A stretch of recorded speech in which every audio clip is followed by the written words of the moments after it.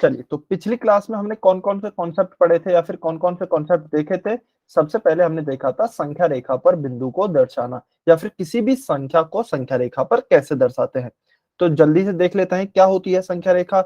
संख्या रेखा हमारी होती है ऐसी एक रेखा जिस पर संख्याएँ अंकित होती हैं, ठीक है? अब संख्या रेखा दिखती कैसी है? तो संख्या रेखा इस प्रकार की होती है जिसमें सबसे बीच में क्या होता है? 0, इसके राइट साइड में या फिर मैं कहूँ दाएँ पक्ष में कौन सी संख्याएं होती हैं? धनात्मक संख्याएं, जिन्हें हम पॉजिटिव संख्याएं भी कहते हैं। जैसे 0 के बाद 1 हो गया, 2 हो गया, 3 हो गया, 4 हो गया, 5, ऐसे आगे तक चलती रहेगी तो बिंदु बिंदु बिंदु लगा दिए।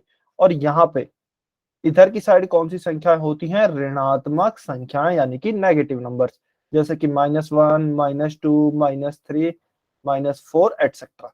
तो ये सारी हमारी संख्या, इसमें भी डॉट डॉट डॉट लगाते हैं यानी कि ये भी आगे तक चल रही है, ठीक है। अच्छा, अब संख्या रेखा में एक इंपॉर्टेंट बात क्या होती है कि जब भी हम लेफ्ट से राइट की तरफ जाते हैं या फिर मैं कहूं जब भी हम बाएं से दाएं की तरफ जाते हैं तो क्या होता है? तो आपकी संख्याएं बढ़ती हैं, संख्याएं बढ़ती हैं बाएं से दाएं की तरफ जाने पर या फिर लेफ्ट से राइट पर जाने पर संख्याएं कैसी होंगी? संख्याएं बढ़ती हैं, ठीक है, या फिर बड़ी होती जाती हैं। चलिए, अब बात आती है दूसरा क्या पढ़ा था हमने? इकाई दूरी या फिर यूनिट डिस्टेंस। अच्छा, अब जैसे जो ये हमारी संख्या रेखा है, इस पर कोई भी दो लगातार संख्याएं ले लें, जैसे 2 और 3 ले ली, तो इसके बीच की जो यह दूरी कहलाती है, यह कहलाती है इकाई दूरी या फिर यूनिट डिस्टेंस। किन्हीं भी दो लगातार जो संख्याएं हैं, उनके बीच की दूरी समान होती है। जैसे 2 और 3 के बीच की हो गई, 4 और 5 के बीच की हो गई, 0 और 1 के बीच की हो गई, -2 और -1 के बीच की हो गई। तो किन्हीं भी लगातार आने वाली दो संख्याओं के बीच की दूरी आपकी बराबर होती है और उसे हम क्या कहते हैं? यूनिट डिस्टेंस कहते हैं। फिर हम देखते हैं कि किन्हीं भी दो संख्याओं के बीच में या फिर किन्हीं भी दो बिंदुओं के बीच में दूरी कैसे ज्ञात की जा सकती है।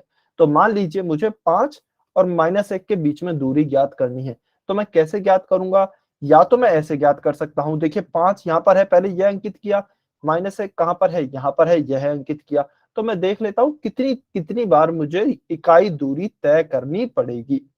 तो जी -1 से 0 पे गया, 0 से 1 पे, 1 से 2 पे, 2 से 3 पे, 3 से 4, 4 से 5। तो 1 1 1 1 1 1, तो टोटल कितनी बार 1 आ गए? 6 बार। तो मुझे 6 इकाई दूरी तय करनी पड़ेगी। या फिर मैं ऐसे कर सकता हूँ कि बड़ी संख्या में से छोटी संख्या को घटा दे।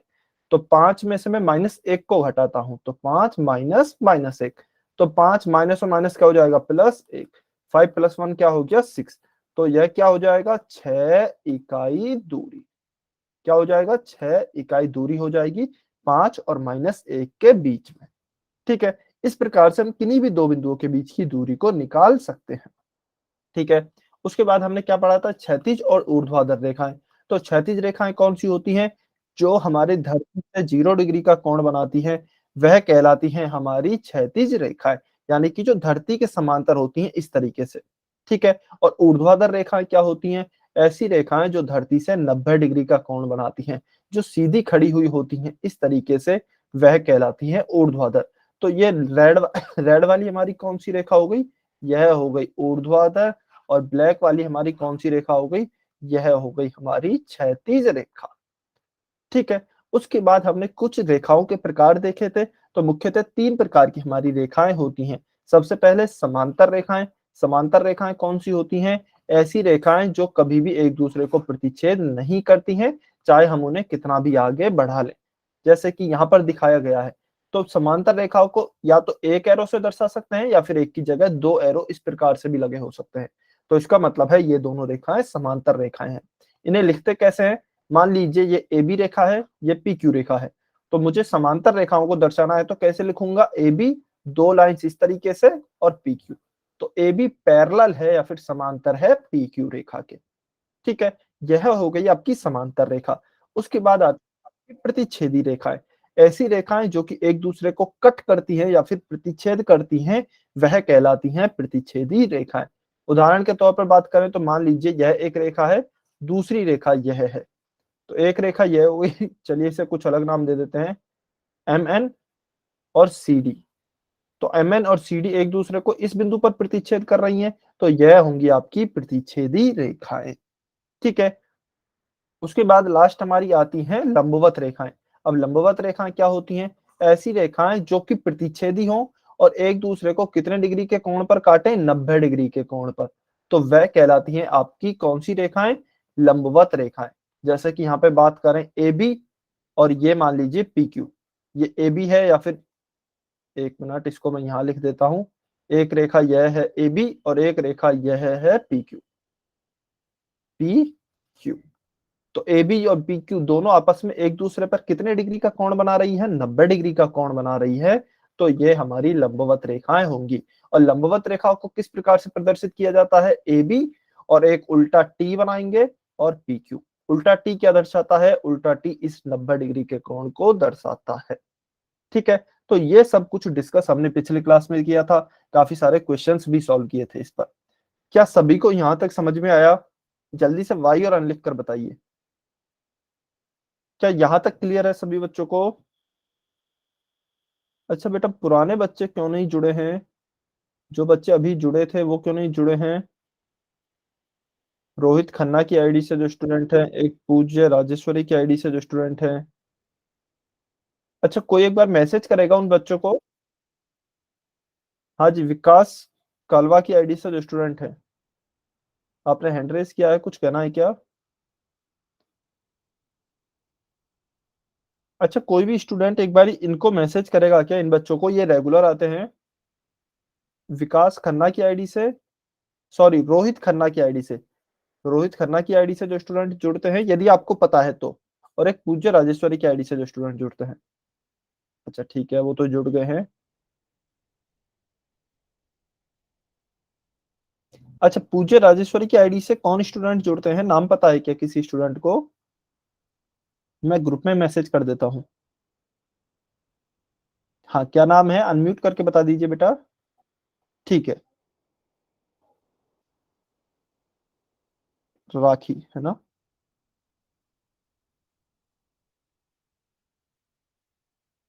ठीक है। चलिए चलिए, अभी आपको यह समझ में आया तो एक क्वेश्चन दिखाई देगा। रिकॉल टेस्ट आपको सॉल्व करना है, पोल सेक्शन में आंसर करना है।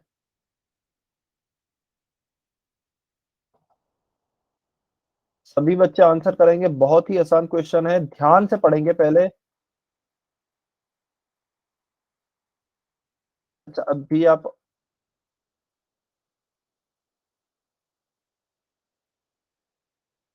चलिए, सभी बच्चे पोल सेक्शन में आंसर करेंगे। आपको दिया गया है, एक संख्या रेखा दी गई है, उसमें बीच में एक संख्या गायब है और वहां पर पी लिखकर दिया गया है। तो आपको बताना है वहां पी की जगह पे क्या होना चाहिए।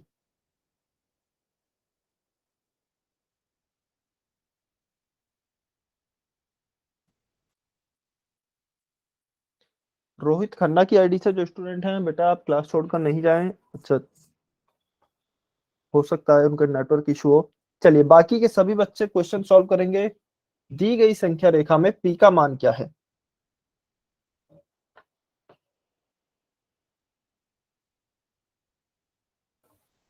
दी गई संख्या रेखा में पी का मान क्या है? बाकी के बच्चे भी आंसर करें।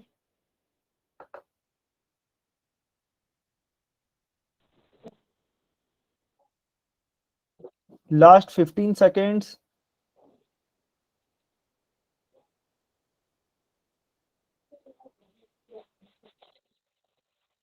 अच्छा बेटा, किसी बच्चे ने, विकास कालवा की आईडी से जो स्टूडेंट है, अपने आप को म्यूट पे कर लीजिए। Sir last. 0। अच्छा बेटा, पोल सेक्शन में आपको आंसर करना है, अनम्यूट करके नहीं बताना है, पोल सेक्शन में आंसर करना है।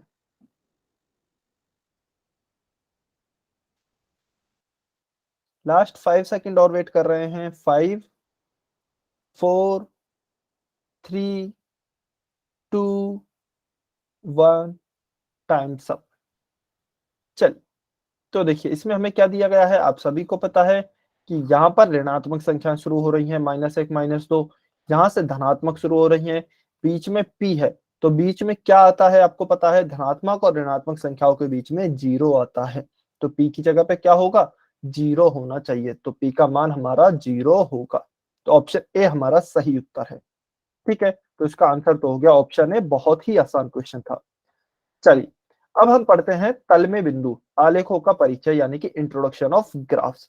अब हम ये देखेंगे कई बार है ना, हमें जो इंफॉर्मेशन दी जाती है वह हमें ग्राफ के द्वारा दी जाती है, या फिर ग्राफ हमें देखने आने चाहिए। ग्राफ से हमें इंफॉर्मेशन निकालनी, सूचना निकालनी आनी चाहिए। ठीक है। अच्छा, मैं ये नोटिस कर रहा हूँ बेटा, काफी बच्चे हैं ना, लगभग 6 बच्चे हैं, 6 से 7 बच्चे जो डेली क्लास में आते हैं और बहुत अच्छे हैं, बहुत अच्छे से जवाब भी देते हैं आप सभी। ठीक है, तो प्लीज आप एक भी क्लास मिस मत कीजिए, या ना तो एक भी क्लास मिस करनी है, ना आपको थोड़ी सी भी क्लास मिस करनी है। क्योंकि होगा क्या ना, आपने जिस भी दिन क्लास मिस कर दी फिर उसका अगले दिन आपको समझ में नहीं आएगा। ठीक है, तो आप सभी अभी बहुत अच्छा कर रहे हैं, ऐसे ही करते रहिए। ठीक है, डेली क्लास में आइए, अच्छे से पढ़ाई कीजिए। और यदि किसी दिन मान लीजिए आपको क्लास नहीं भी, आपकी क्लास रह जाती है, किसी भी कारण से तबीयत खराब हो जाती है, कहीं बाहर जाना पड़ जाता है, किसी फैमिली फंक्शन हो जाता है, किसी भी रीजन से आप क्लास नहीं कर पाते हैं, तो प्लीज रिकॉर्डिंग जरूर देखें। ठीक है, चलिए अभी हम आते हैं इंट्रोडक्शन ऑफ ग्राफ्स यानी कि आलेखों के परिचय से। ठीक है, अब देखिए हमें एक यह ग्राफ दिया गया है, यह हमें ग्राफ दिया गया है, और इससे हमें कुछ सूचनाएं निकालनी है या फिर कुछ इंफॉर्मेशन निकालनी है। अब इंफॉर्मेशन क्या निकालनी है, देखिए हमें क्या दिया गया है। किसी दुकानदार द्वारा सप्ताह के 5 दिनों में बेचे गए बल्बों की संख्या है। यानी कि एक दुकानदार ने 5 दिनों में, सोमवार, मंगलवार, बुधवार, बृहस्पतिवार और शुक्रवार, इन 5 दिनों में कितने कितने बल्ब बेचे हैं, इसकी जानकारी हमें ग्राफ के द्वारा दी गई है। तो अब आप देखिए ग्राफ को हम देखते कैसे हैं। देखिए सबसे पहले हमें यहाँ पे देखिए नीचे इधर की साइड, इधर हमें क्या दिए गए हैं, वार दिए गए हैं या फिर दिन दिए गए हैं। और इधर की साइड हमें क्या दिए गए हैं, इधर की साइड हमें दिए गए हैं कि कितने बल्ब बेचे हैं, या फिर कह सकते हैं बल्बों की संख्या दी गई है। यह हमें ग्राफ को देखकर पता करना आना चाहिए। अब हम देखते हैं कि हम सोमवार को कितने बल्ब बेचे। तो देखिए सोमवार को मैं ऊपर चला, मान लीजिए अभी यदि आपको यह लाल लाइन नहीं भी दी गई होती ना, तो आपको यह बिंदु दिया गया होता डायरेक्ट।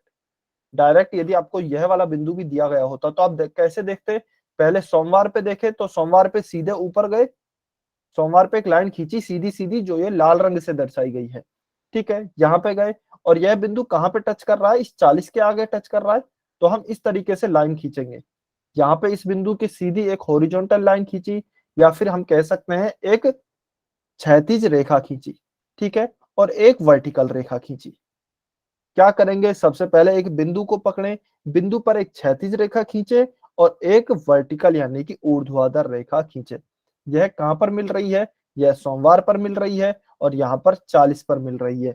इसका मतलब क्या हुआ, इसका मतलब यह है कि सोमवार को कितने बल्ब बेचे गए, 40 बल्ब बेचे गए।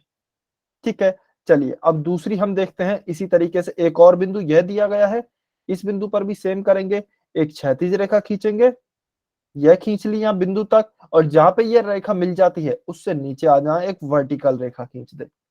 तो यह यहाँ पे क्या मिल रहा है, यहाँ पे मिल रहा है कि मंगलवार को 20 बल्ब बेचे गए। इधर क्षैतिज पे 20 पे मिल रहा है और इधर ऊर्ध्वाधर पर मंगलवार पे मिल रहा है। तो हम यह निष्कर्ष निकाल सकते हैं कि मंगलवार को कितने बेचे गए, 20 बेचे गए। ठीक है, चलिए अब आप बताइए बुधवार को कितने बल्ब बेचे गए, आप बताइए बुधवार को कितने बल्ब बेचे गए। सभी बच्चे बताएंगे ग्राफ देखकर, बुधवार को कितने बल्ब बेचे गए। बहुत ही आसान है, ग्राफ को देखना बहुत आसान है। सभी बच्चे बताएंगे, कोई भी बच्चा किसी दूसरे का आंसर कॉपी नहीं करेगा।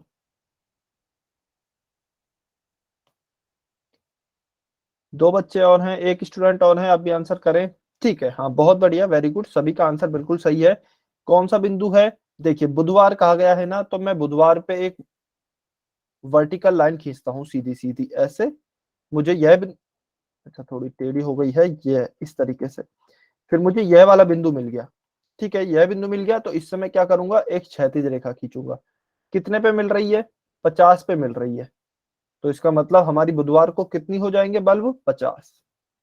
सेम ऐसे ही यदि आप बात करते हैं गुरुवार की, तो गुरुवार पे हम ऐसे गए और गुरुवार पे फिर हम ऐसे जाएंगे, तो किस पे मिलेगा गुरुवार? 40 पे। यहाँ पे इस तरह की रेखा खींची तो यह कहाँ पे मिल रहा है? 40 पे। तो क्या हो जाएगा? बिल्कुल गुरुवार को 40, और इसी तरीके से शुक्रवार को कितना हो जाएगा? शुक्रवार पे यदि आप खींचेंगे, 1 मिनट, तो शुक्रवार पे आपका हो जाएगा 30, है ना? बिल्कुल। तो शुक्रवार को आपकी बल्बों की संख्या क्या हो गई? 30 हो गई। तो यह इंफॉर्मेशन हमें डायरेक्ट ना देकर किसके द्वारा दी गई है? ग्राफ के द्वारा दी गई है। तो मैं यही आपको समझाना चाह रहा था कि ग्राफ की मदद से, जैसा कि अभी हमें यह ग्राफ दिया गया है, ग्राफ की मदद से हमने यह इंफॉर्मेशन निकाल ली है। तो यह ग्राफ को आपको देखना आना चाहिए। ठीक है, अब हमसे कुछ क्वेश्चंस पूछे जाएंगे। गुरुवार को बेचे गए बल्बों की संख्या कितनी थी? आप वैसे यहाँ पे भी देख सकते हैं, बाकी हमने निकाली हुई है, गुरुवार को 40 थी। और या फिर यहाँ पे कैसे देखेंगे?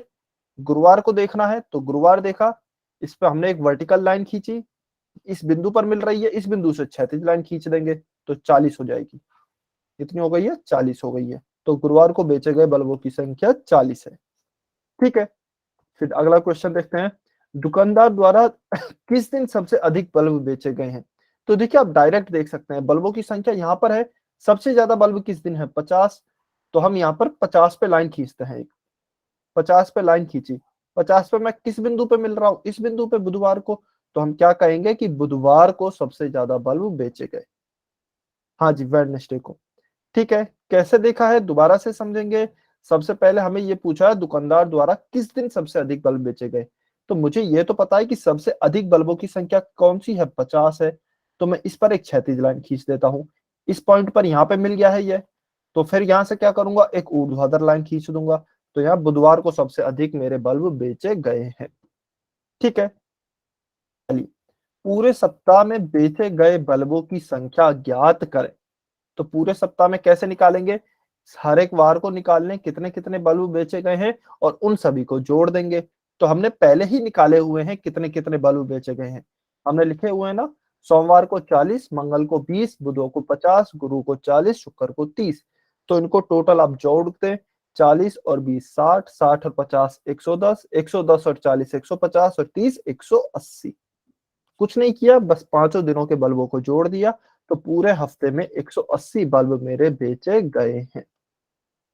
ठीक है, और यहाँ पे मैं लिख देता हूँ सबसे अधिक बल्ब कब बेचे गए थे? बुधवार को। ठीक है, चलिए, और भी कोई क्वेश्चन है क्या? नहीं, बस इतना ही क्वेश्चन था। तो ये 3 क्वेश्चन थे, इन तीनों के आंसर हमने ग्राफ की सहायता से कर दिए हैं। क्या आपको सभी को समझ में आया या नहीं आया? जल्दी से वाई और एन लिख कर बताइए। क्या आप ग्राफ देखना सीखे? कैसे ग्राफ देखते हैं? बहुत ही आसान है ग्राफ को देखना।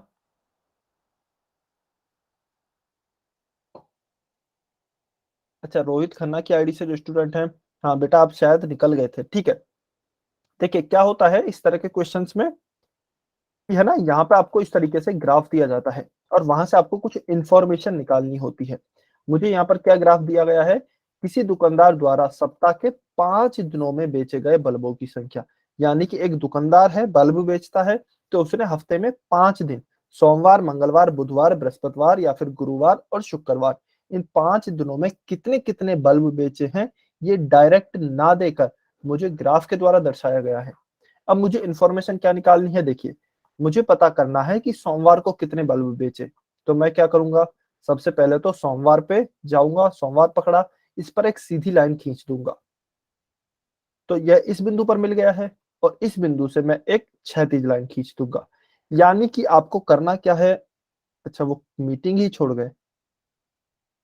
ठीक है, जिसको डाउट था वो स्टूडेंट क्लास ही छोड़ गए, शायद उनके यहाँ पे नेट, बिकॉज ऐसा डेली नहीं करते हैं। ठीक है, चलिए कोई नहीं, उनको मैं रिकॉर्डिंग देखने को बोल दूंगा। बाकी और सभी को तो क्लियर था ना किसी ने? ठीक है, चलिए बहुत बढ़िया, सभी को समझ में आया। तो देखिए क्वेश्चन 2 देखिए, क्वेश्चन 2 क्या दिया गया है? चित्र में रवि और मोहन द्वारा कुल अंक 50 में से 5 विषयों में प्राप्त अंक दर्शाए गए हैं। ठीक है, तो मतलब टोटल 50 का पेपर था, 50 अंक का। ठीक है, उसमें से 5 विषय हैं, कौन कौन सी हैं?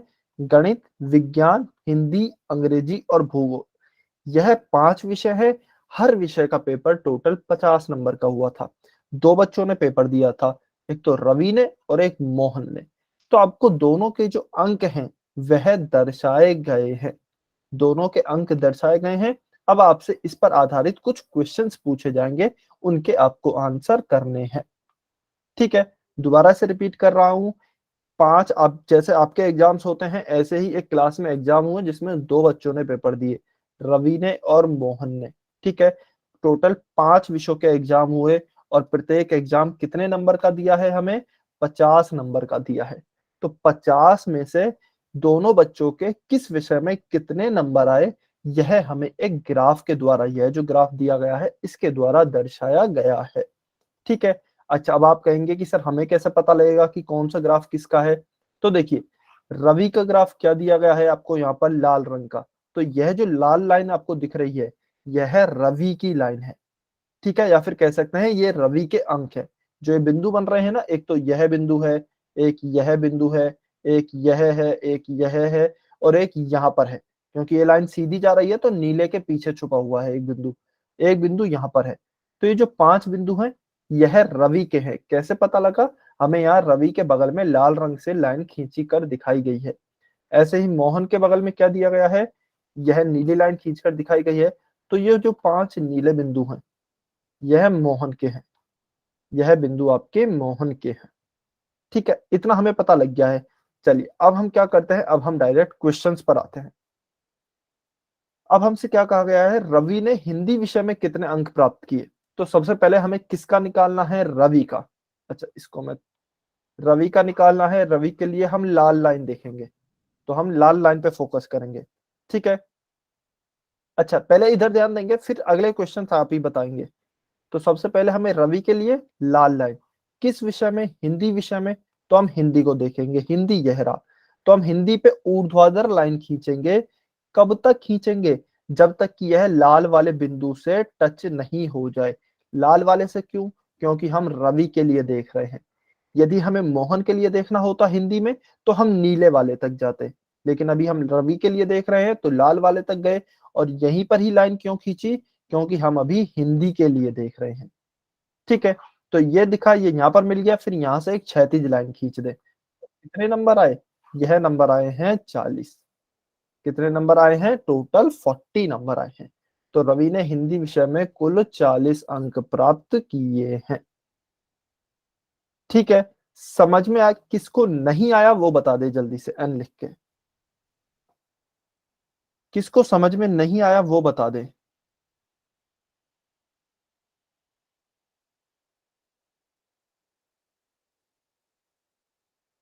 किसको समझ में नहीं आया जल्दी से एन बता, एन लिख दे।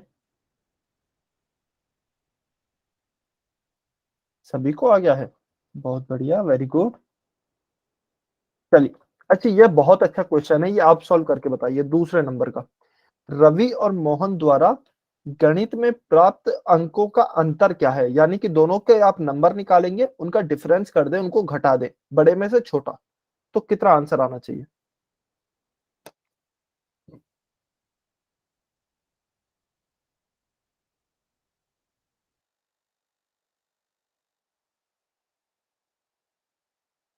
सभी बच्चे अपना अपना सॉल्व करेंगे, बहुत ही आसान क्वेश्चन है।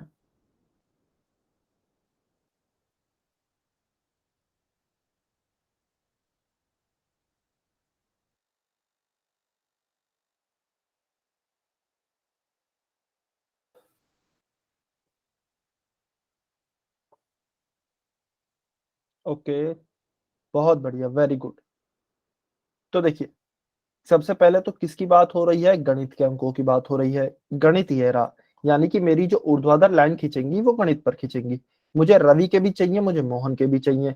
मैं रवि के लिए, रवि कौन सा है? लाल रंग का है। तो मैं रवि के लिए लाल रंग तक जाऊंगा, लाल बिंदु तक ये चला गया। एक मिनट, ये यहां तक चला गया। इसके बाद फिर क्षैतिज लाइन खींचूंगा तो कितने आ गए? 50 आ गए। तो यह तो हो गया 50 रवि का। यहाँ लिख भी देता हूं रवि। ठीक है, मोहन के लिए नीली लाइन तक जाऊंगा। तो गणित पर ऊपर चला मैं, यहां तक मुझे नीली लाइन मिल गई। यहां से मैं क्षैतिज पे हो गया। ठीक है, तो यह कितना हो गया, मोहन का हो गया 30। तो रवि क्या है 50, मोहन के 30। इनका हमें क्या निकालना है, प्राप्त अंकों का अंतर यानी कि डिफरेंस। तो 50 माइनस 30 बराबर क्या हो गया है 20। तो देखिए आपको है ना ग्राफ को, अब ग्राफ देखने का कोई फिक्स मेथड नहीं है, यानी कि आप थोड़ा सा यदि आपने ध्यान दिया हो, इस ग्राफ में हमें दो बच्चों की इंफॉर्मेशन दी गई है, दो जनों की इंफॉर्मेशन है ना, रवि की भी और मोहन की भी। जबकि पिछले ग्राफ में क्या था, पिछले ग्राफ में हमारे पास केवल एक ही इंसान की इंफॉर्मेशन थी, वह किसकी थी, एक दुकानदार की जो कि बल्ब बेचता है। तो देखिए एक ग्राफ के द्वारा एक बंदे की भी इंफॉर्मेशन हो सकती है, या फिर एक व्यक्ति की इंफॉर्मेशन भी हो सकती है, दो व्यक्तियों की इंफॉर्मेशन भी हो सकती है जैसा यहाँ पर है।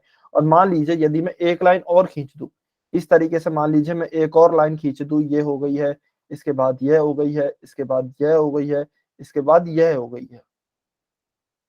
तो क्या हो गया, यहाँ पर तीसरे तीसरे इंसान की भी इंफॉर्मेशन आ जाएगी। मान लीजिए मैं कोई और नाम ले लेता हूँ राम, तो मैं फिर क्वेश्चन पूछ सकता हूँ कि बताइए राम के अंक कितने कितने हैं। लीजिए तीसरे इंसान की भी इंफॉर्मेशन हो गई है। ठीक है, तो कितने भी इंसान की इंफॉर्मेशन हो सकती है, या फिर किसी भी और चीज की भी इंफॉर्मेशन हो सकती है, वह डिपेंड करेगा ग्राफ पर ऊपर। लेकिन आपको देखने कैसे हैं, आपको हर एक बिंदु पर एक क्षैतिज लाइन बनानी है और एक ऊर्ध्वाधर लाइन बनानी है। आपको देखना है वह क्षैतिज लाइन ऊर्ध्वाधर से कहाँ मिल रही है, या फिर उनका कहाँ पे मेल हो रहा है, वह आपके पॉइंट्स होंगे। ठीक है, चलिए, वैसे आसान है, कोई टफ नहीं है। चलिए अभी आप क्वेश्चन को सॉल्व करेंगे, आपको क्वेश्चन दिए गए हैं, ध्यान से क्वेश्चन देखेंगे। क्या क्वेश्चन दिया गया है, क्वेश्चन आपको दिया गया है, मोहन ने गणित विषय में कितने अंक प्राप्त किए। मोहन ने गणित विषय में कितने अंक प्राप्त किए, चलिए बताइए पोल सेक्शन में आंसर करके।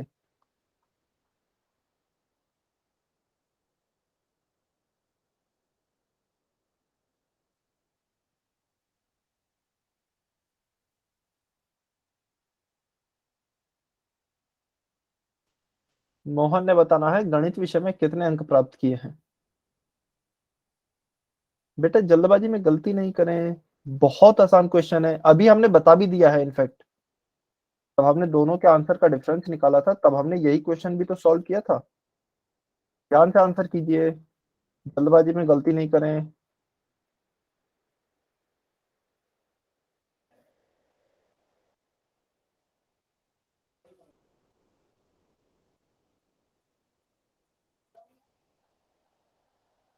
तीन बच्चों के आंसर बाकी हैं।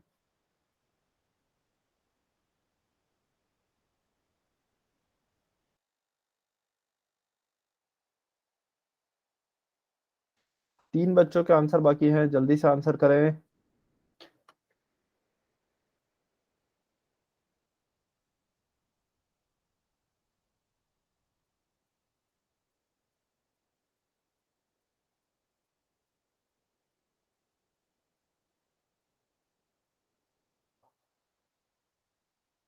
हाँ जी, सतपाल सिंह की आईडी से जो स्टूडेंट है, बेटा आपको कुछ कहना है क्या, आपने हैंड रेस किया है। सर गलती से गलत आंसर चला गया। अच्छा, कोई बात नहीं। अच्छा देखिए कोई बात नहीं, कई बार हो जाता है गलत आंसर, लेकिन आपको इस चीज का भी ध्यान रखना है। ठीक है, यहाँ पे तो कोई बात नहीं, चलिए, लेकिन एग्जाम में गलती से भी गलत आंसर नहीं होना चाहिए। आप कमेंट में लिख देना भी सही आंसर, आपको मौका दिया जाएगा। चलिए लास्ट 10 सेकंड और वेट कर रहे हैं, दो बच्चों ने आंसर नहीं किया है, जल्दी से आंसर करेंगे, जल्दी से आंसर करेंगे दो बच्चे। 5, 4, 3, 2, 1, टाइम। चलिए हाँ जी, अब जिनका भी गलत आंसर हुआ है, या फिर जो जो भी आंसर नहीं कर पाए पोल सेक्शन में, कमेंट में कर दीजिए।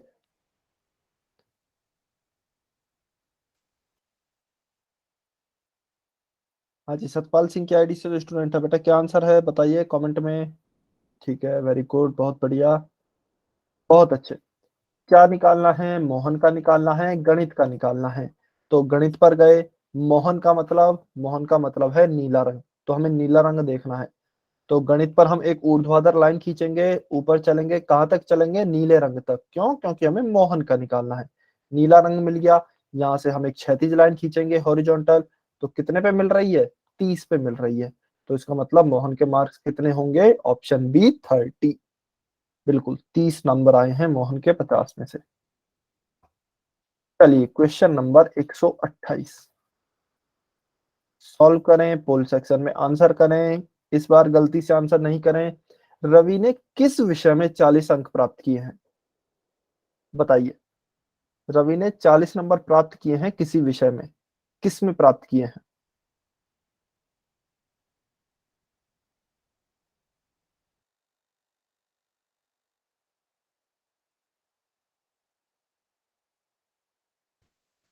मुझे इस तरह के सवाल करने में बहुत मजा आता था जब मैं आपकी एज का था। जब मैं पढ़ रहा था तो मुझे बहुत ही आसान लगते थे, और हर क्वेश्चन एक अलग तरीके का होता है।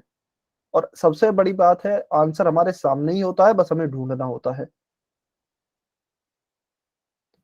बहुत बढ़िया, वेरी गुड, काफी बच्चों का आंसर आ रहे हैं, बहुत अच्छे। सभी बच्चे आंसर करेंगे।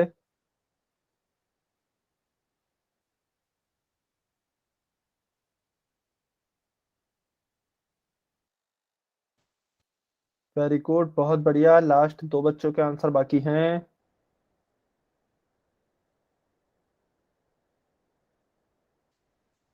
मुझे ऐसा लग रहा है बेटा दो बच्चे आंसर नहीं कर रहे हैं। चलिए अच्छा, वो कमेंट में करते हैं, शायद पोल में नहीं कर पाते हैं। ठीक है, लास्ट 10 सेकेंड, आखिरी 10 सेकेंड।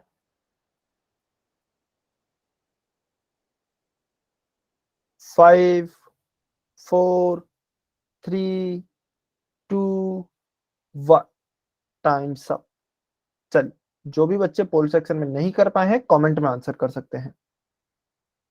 किन्हीं दो बच्चों ने आंसर नहीं किया है पोल में, कमेंट में कीजिए।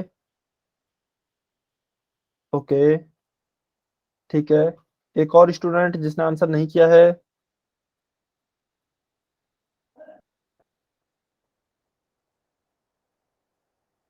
जल्दी से आंसर कीजिए, जल्दी से। ठीक है, बहुत बढ़िया। अच्छा बेटा देखिए, आपको है ना, आंसर करने का मतलब ऐसा नहीं है कि आप कॉपी करके आंसर लिख दें। ऐसा नहीं करना है। ईमानदारी से जो खुद का आंसर आए वो लिखना है। ठीक है। चलिए, सबसे पहले तो क्या क्वेश्चन है? रवि का है। तो रवि का मतलब हमें केवल लाल रंग से मतलब है, नीले को अब हम देखेंगे भी नहीं। किस विषय में 40 अंक प्राप्त किए हैं? अंक कहां पर लिखे हैं? यहाँ पर। 40 कहां पर है? यहाँ पर। तो हमें 40 से लाइन खींचना शुरू करेंगे। और कौन सी लाइन तक खींचेंगे? लाल लाइन तक, क्योंकि लाल है रवि का। तो चलिए खींचते हैं। यहां से मैं चला, देखते हैं कहां पे ये पॉइंट को टच करनी चाहिए। अच्छा, इसका मतलब ऐसा नहीं है बेटा, देखिए एक, कि आप ये समझ जाएं कि सर लाल को तो ये यहाँ पे भी टच कर रहा है। एक मिनट, कि सर लाल लाइन को तो यहाँ पे भी टच कर रहा है। नहीं, हमें लाल पॉइंट को टच करना है। लाल पॉइंट को टच करना है, एक पॉइंट से होकर जानी चाहिए। ठीक है। अच्छा, कोई बच्चा यदि सोच भी लेता है कि यहाँ सर लाल लाइन तो यहाँ पे भी टच हो रही है, तो यहाँ पे यदि हम ऊर्ध्वाधर लाइन खींचे, यहाँ पर यदि यदि हम ऊर्ध्वाधर लाइन खींचे, तो क्या हम किसी बिंदु तक पहुंच रहे हैं क्या? यहाँ पे पहुंच रहे हैं क्या? यहाँ पे कोई विषय है क्या? यहाँ पे तो कोई विषय है ही नहीं। इससे पहले गणित है यहाँ पर, और इससे बाद में विज्ञान है। तो यहाँ पर तो कोई विषय है ही नहीं। इसका मतलब हम गलत लाइन ड्रॉ कर रहे हैं। तो इसको इरेज कर देंगे। आगे चलेंगे तो लाल कहाँ पर टच कर रहा है? यहाँ पर। फिर इससे हम एक ऊर्ध्वाधर लाइन खींचेंगे, तो यह कहाँ पर मिल रही है? हिंदी पर। तो हिंदी, ऑप्शन डी आपका सही उत्तर होगा। Option D Hindi will be your correct answer. चलिए, इसका उत्तर क्या हो गया? Option D Hindi. चलिए क्वेश्चन 129 सॉल्व करें, पोल सेक्शन में आंसर करें।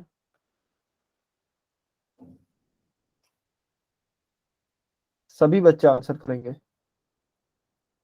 रवि द्वारा 5 विषयों में प्राप्त अंकों का योग कितना है? यानी कि रवि ने टोटल 5 विषयों में कितने अंक प्राप्त किए हैं?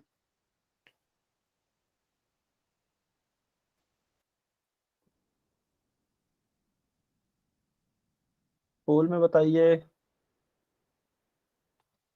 रवि ने टोटल 5 विषयों में कितने अंक प्राप्त किए हैं?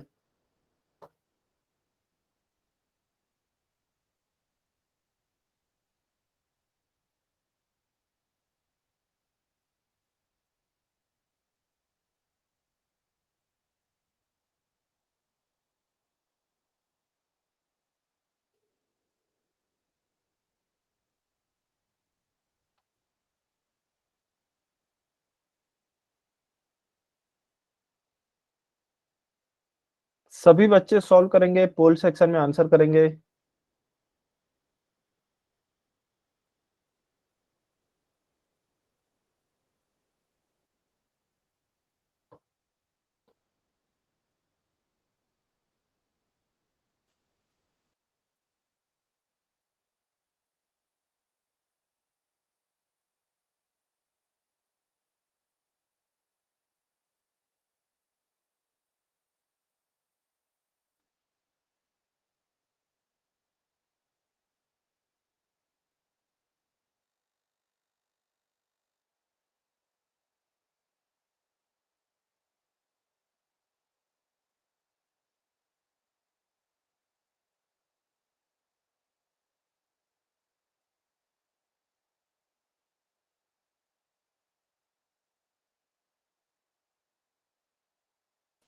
हाँ जी, सतपाल सिंह की आईडी से जो स्टूडेंट हैं बताइए, आपने हैंड रेज किया है।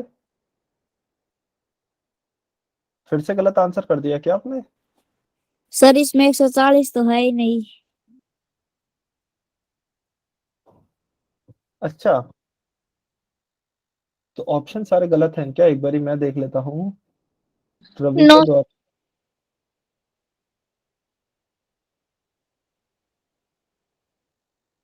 नहीं बेटा, करेक्ट आंसर इसी में ही है। थोड़ा ध्यान से देखें, इसी में ही है करेक्ट आंसर। सर अब की बार मेरा गलत हो गया आंसर। अच्छा कोई बात नहीं, कमेंट में लिख देना।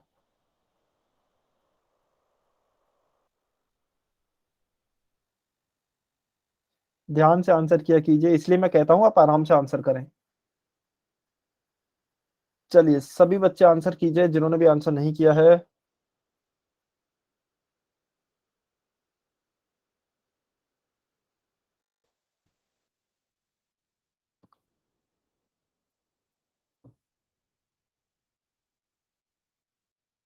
Last 10 seconds.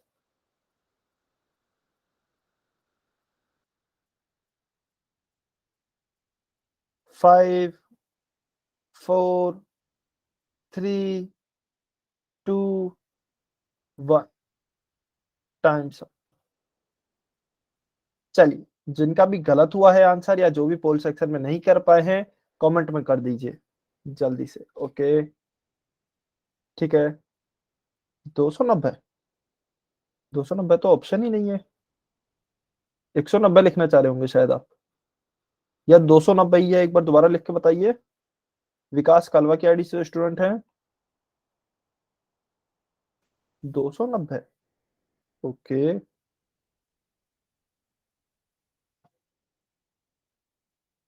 अच्छा 190 ठीक है। देखिए, किसका निकालना है? रवि का, पांचों विषयों का। तो हमें केवल लाल रंग देखना है क्योंकि रवि का लाल रंग है। गणित में कितने हैं यदि मैं देखूं तो देखिए पॉइंट्स को देखिए। गणित में कितने आएंगे? 50। उसके बाद विज्ञान में कितने आएंगे? ये वाला पॉइंट है विज्ञान का, तो विज्ञान में कितने आएंगे? 30। उसके बाद हिंदी में कौन सा पॉइंट है? यह वाला। इस पे लाइन खींचता हूं तो हिंदी में कितने हो गए? 40। अंग्रेजी में कौन सा पॉइंट है? यह वाला, तो इस पे लाइन खींचता हूं तो कितने आ गए? यह आ गए आपके 20। ठीक है।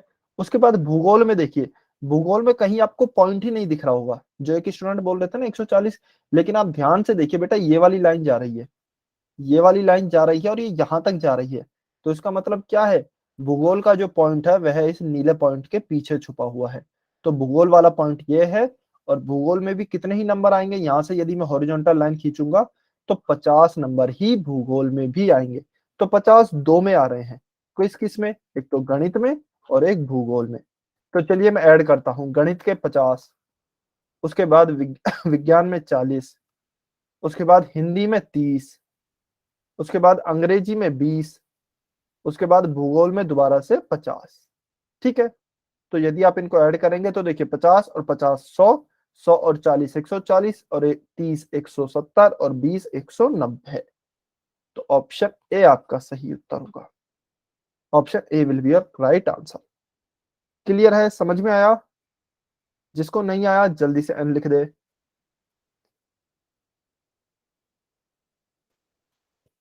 सभी को क्लियर है ना? बहुत बढ़िया।